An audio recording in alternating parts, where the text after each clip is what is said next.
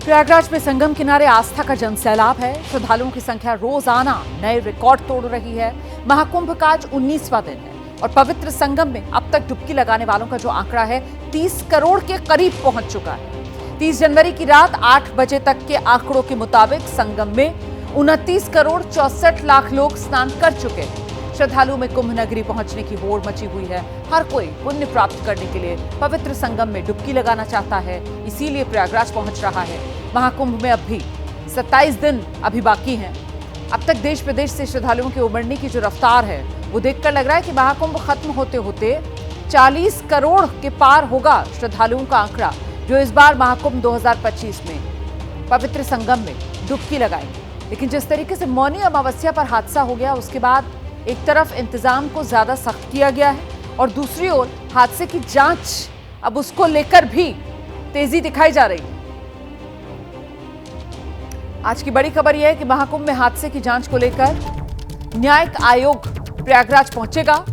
आपको बता दें, जांच के लिए 3 सदस्यीय न्यायिक आयोग है जिसका गठन कर दिया गया है।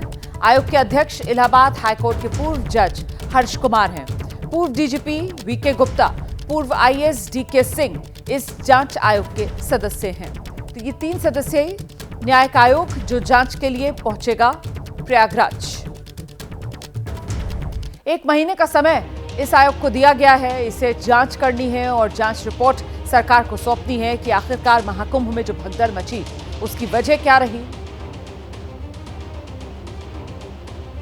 आयोग ने कल लखनऊ में अपने दफ्तर में जाकर काम शुरू कर दिया और आज प्रयागराज पहुंचकर ग्राउंड पर जाकर अपना काम करेगा, मतलब जांच करेगा। भगदड़ के कारण सुरक्षा प्रबंधों में हुई चूक समेत तमाम बिंदुओं की पड़ताल की जाएगी। सीधे आपको लेकर चलेंगे, हमारे साथ हमारे सहयोगी विवेक इस वक्त मौजूद हैं। और विवेक, ये जांच आयोग जो है जब अपनी रिपोर्ट देगा उसी के बाद वो जो जवाबदेही और जिम्मेदारी की बात की जा रही है वो तय होगी और तभी किसी तरीके के एक्शन की हम उम्मीद कर सकते हैं उन अधिकारियों के खिलाफ जिनकी अगर चूक इस पूरे मामले में नजर आती है। तो विवेक,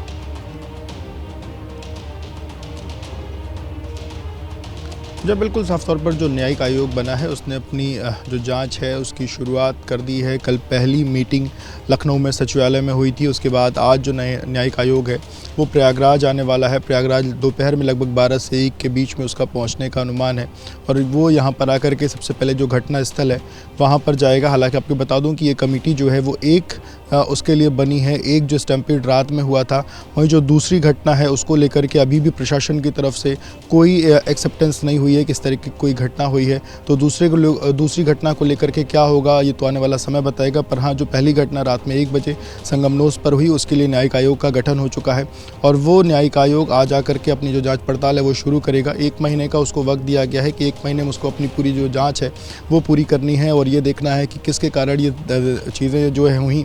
आपको बता दूं कि जो 1 बजे की घटना हुई उसमें एक तरफ जो लोग संगम पर स्नान करने के लिए बैठे हुए थे, ब्रह्म मुहूर्त का इंतज़ार कर रहे थे, वहीं पीछे से बड़ी संख्या में जो भीड़ आई, लोगों का जत्था आया, वो कहीं ना कहीं बैरिकेड तोड़ते हुए आगे बढ़ गया। और आपको बताऊं कि इसके पीछे, बैरिकेड तोड़ने के पीछे लोग अलग अलग कहानियाँ बता रहे हैं। पर एक जो कहानी यहाँ पर लोगों से, जो यहाँ पर श्रद्धालु आए तो उनसे जब बातचीत में चीज़ें पता चली कि चूँकि लगातार अलग अलग जगहों पर इतनी ज़्यादा बैरिकेड लगाए गए थे और श्रद्धालुओं को सही जानकारी नहीं दी जा रही थी, किसको किधर जाना है इस बाबत उनको सही जानकारी नहीं दी जा रही थी।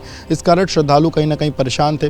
18 से 20 किलोमीटर तक, कोई 15 किलोमीटर तक, कोई 12 किलोमीटर से पैदल चल करके आ रहा था और इसी दौरान जिसको जहां पर जगह मिली कुछ लोग वहीं पर विश्राम करने लगे। कुछ लोग संगमनोस पर भी 8 से 10 किलोमीटर, 20 किलोमीटर तक पैदल चल के आकर वो संगम पर रुके हुए थे। वहीं पीछे से जो जत्था आया उसको संगम पर तुरंत जाकर के स्नान करना था और उस दौरान कहीं ना कहीं जो भगदड़ हुई उसमें प्रशासनिक जो सरकारी आंकड़े हैं उसके मुताबिक 30 लोगों की मौत हुई है। तो अब उसकी जांच के लिए फ़िलहाल तो आयोग आज आ ही रहा है। अब आयोग अपनी जांच पड़ताल की आज से शुरुआत करेगा और देखना होगा कि आयोग किस तरीके से क्या रिपोर्ट निकाल के देता है। क्या प्रशासनिक स्तर पर कोई चूक इसमें मानी जाएगी, पुलिस के स्तर पर कोई चूक इसमें मानी जाएगी, क्योंकि पूरा का पूरा जो पुलिस का रवैया रहा उसमें क्या कहीं चूक रह गई, या कम्युनिकेशन गैप की जो बात लगातार हम कई दिनों से कह रहे हैं कि मतलब यहाँ के जो आला अधिकारी हैं उनसे संवाद करना बड़ा मुश्किल हो गया था। यहाँ के जो एडीजी हैं भानु भास्कर, उनसे किसी का संवाद नहीं हो पा रहा था। यहाँ के मेला अधिकारी जो हैं उनसे, विजय किरण आनंद, उनसे संवाद करना तो इतना मुश्किल है कि आप लगातार उनसे संवाद करते रहिए, फ़ोन करते रहिए, ये पर फोन उठना बहुत बड़ी बात है। बिल्कुल, यहाँ देखिए के ये जो DIG बेहद हैं, महत्वपूर्ण बातें हैं जो आप बता रहे हैं और आखिरकार वजह क्या रही भगदड़ की, उसी की तस्वीर साफ करने के लिए और साथ ही साथ जिम्मेदारी और जवाबदेही तय करने के लिए जांच रिपोर्ट बेहद जरूरी हो जाती है। जो जांच आयोग बनाया गया है 1 महीने के समय के भीतर इसको जांच रिपोर्ट देनी है।